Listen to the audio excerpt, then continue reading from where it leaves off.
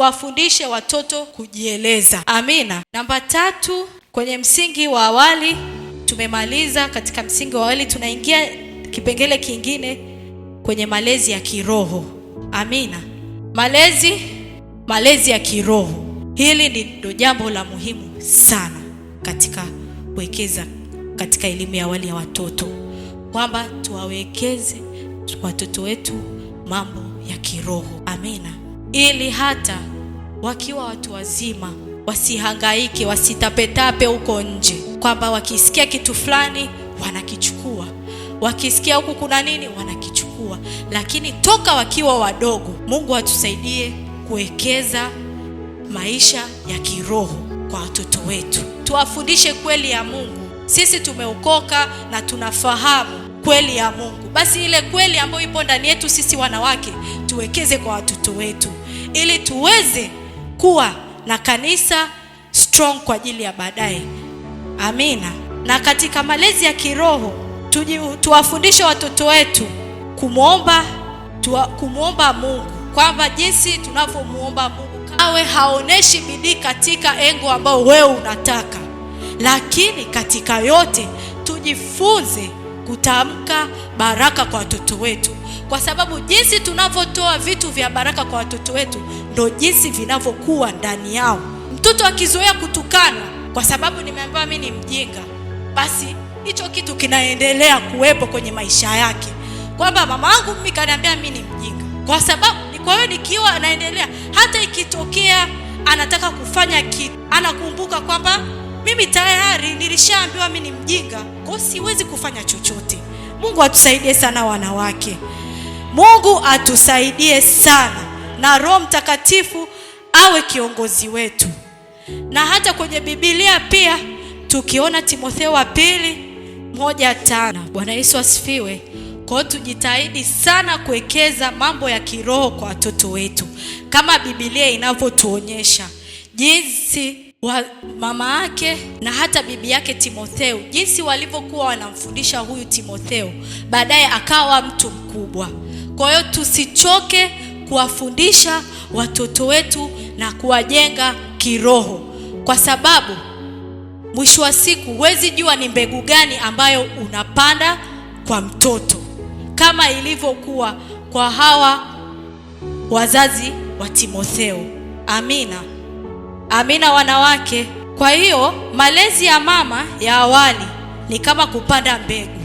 Ukipanda upendo, maombi na hekima, utavuna matunda ya amani na baraka. Amina. Amina wapendwa. Bwana Yesu asifiwe.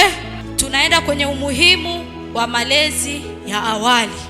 Kwa nini tunakuwa na malezi ya awali? Umuhimu wa kuwa na malezi ya awali, malezi ya awali, ule msingi wa kwanza, kwa nini tuwe nao? Ya kwanza, hujenga msingi wa tabia. Ukitaka kujua mtoto wako tabia yake, au tukio tunajiuliza mbona mtoto huyu yuko hivi, mbona mtoto hivi, tuangalie historia ya malezi yake ya awali yalikuwaje. Amina. Kwa hiyo tujifunze kuwekeza tabia njema kwa watoto wetu. Tuweke tabia nzuri kwa watoto wetu, ili hata baadaye tusipate lawama mbele za Mungu, kwa sababu Mungu aliweka hii huduma kwa mwanamke. Kwa hiyo tukiona sio watoto wako tu ndani ya familia, hata watoto wengine wakiwa hawaendi ipasavyo, tutakuja kulaumiwa sisi wanawake, kwa nini hatukusimama kwenye nafasi zetu, kwa sababu hicho kitu aliweka ndani yetu. Amina. Amina sana. Ya pili ni huathiri mafanikio ya baadaye. Amina. Mtoto asipojengewa ule msingi wa kwanza, huathiri mafanikio ya baadaye, kwa sababu sidhani kama mtoto akiwekezewa msingi mzuri wa sasa hivi kwamba atakuwa na shida baadaye, kwa sababu ameshafundishwa kanuni zote za kimwili na kanuni zote za kiroho. Sidhani kama huyu mtoto hata akikuwa mkubwa anaweza akapata shida. Amina. Ya tatu ni hujenga uhusiano wa karibu kati ya mama na mtoto. Tukiwa tumewawekezea hawa watoto wetu tunatengeneza ukaribu na wao. Amina. Ni muhimu sana kuwekeza, kwa sababu inatupa ukaribu na watoto wetu.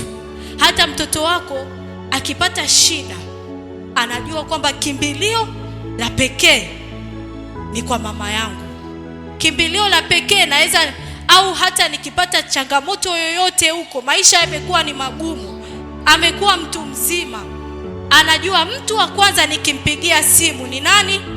Ni mama yangu, kwa sababu umewekeza ule upendo kati ya mtoto na mama toka akiwa mdogo. Kwa hata huyu pia mtoto ni rahisi kufahamu mambo yake kabla hujaambiwa na watu wengine. Amina. Mungu atusaidie sana wanawake. Hayo ni katika malezi ya awali. Pointi ya pili ni mwanamke kama mfano wa maadili. Mwanamke kama mfano wa maadili. Sisi wanawake tunatakiwa tujifunze kuwekeza maadili kwa watoto wetu. Na tabia ya mama huwa ni kioo cha maisha ya mtoto. Huwezi ukasema mama ana maadili mazuri na anawekeza kwa watoto wake maadili hayo ambayo yanayo mazuri, afu watoto wakawa na maadili ambayo hampaswi Kristo. Hiyo haiwezi ikawa. Mungu atusaidie sana tuweze kuwekeza maadili mazuri hata ndani ya kanisa. Tuwekeze maadili mazuri hata kwa mabinti zetu. Tuwawekeze njia ambayo inawapasa wao kuishi, kwa sababu ni jukumu letu. Tito 2:4-5, tukianzia mstari wa 5. Amina. Bwana Yesu asifiwe.